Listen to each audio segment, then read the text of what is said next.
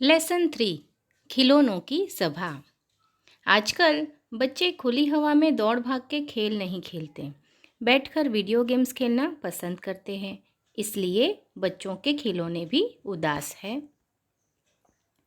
यहाँ पर 3 चित्र दिए गए हैं। सबसे पहले है माँ, उसके नीचे है सांवरी और उसके नीचे है मनु। अब यहाँ पर सांवरी और मनु बस्ता मेज़ पर रखते हैं, मतलब वे दोनों स्कूल से आए हैं और उन्होंने अपना बैग जो है वह टेबल पर रख दिया। माँ, बहुत भूख लगी है, ऐसा सांवरी ने कहा। खाना तैयार है, जल्दी से कपड़े बदलकर हाथ मुंह धो लो, माँ ने कहा। सांवरी कहती है, अरे वाह, राजमा चावल, मेरा मनपसंद खाना।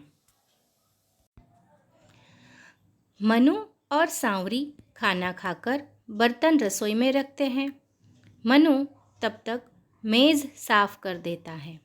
फिर दोनों गृह कार्य करने बैठ जाते हैं। कमरे के एक कोने में खिलौनों की पिटारी रखी है। थोड़ी थोड़ी देर में खिलौने पिटारी से मुंह बाहर निकालकर झांकते हैं। अब छोटी सी जो गुड़िया है, ये जो गुड़िया है वह कहती है, अब सांवरी और मनु हमारे साथ खेलेंगे। गृह कार्य पूरा करके दोनों कंप्यूटर खेलने लगते हैं और रात का खाना खाकर कुछ देर बाद टेलीविज़न देखकर सो जाते हैं। सभी खिलौने उदास हो जाते हैं। उदास होकर फुटबॉल कहता है, हम इतने दिनों से इस पिटारी में ही बैठे हैं, हमारे साथ कोई नहीं खेलता है। मैं पिचक गई हूँ। सांवरी और मनु कंप्यूटर पर ही खेलते रहते हैं, मुझे लेकर पार्क में भी नहीं जाते हैं।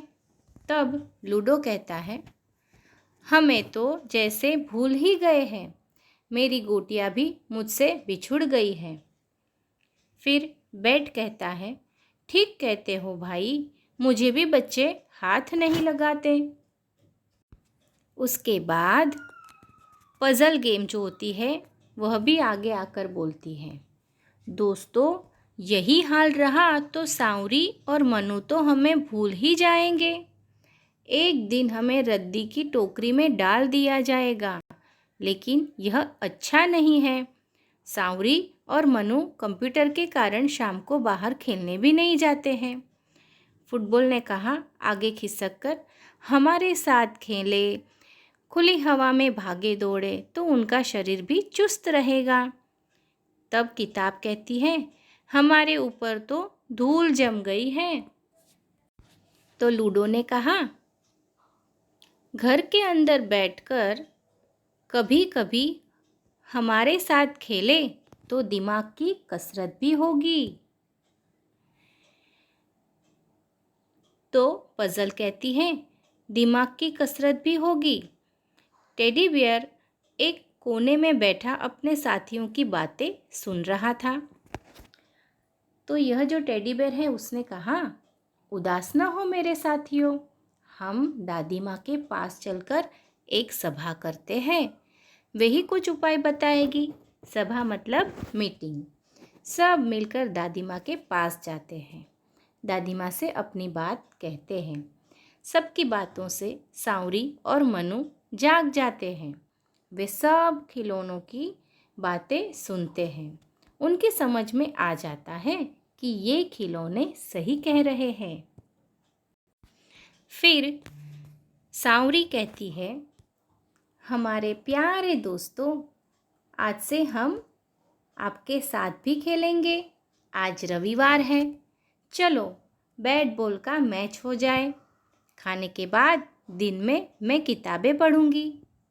फिर मनु कहता है, आओ अपने मित्रों को बुलाते हैं, बाहर कितना सुहाना मौसम है। कुछ देर फुटबॉल खेलते हैं, फिर बैठकर पज़ल बनाएंगे।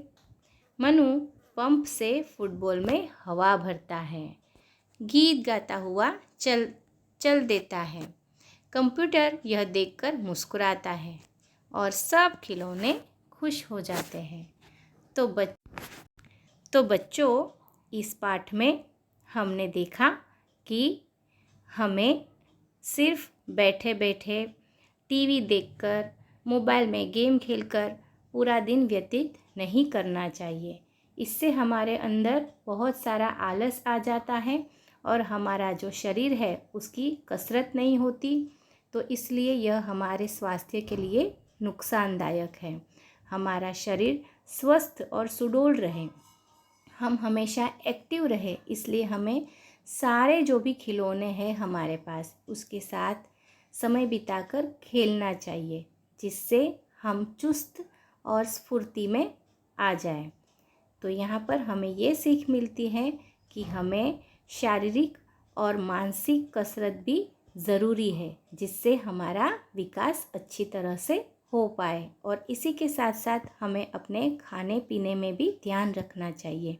यदि हम पौष्टिक और सात्विक आहार यानी जो हेल्दी फूड है वो खाएंगे, तभी भी हमारी सेहत अच्छी रहेगी। और इसी के साथ हमें हर रोज़ व्यायाम करना चाहिए, कभी कभार बाहर जाकर खुली हवा में खेलना चाहिए।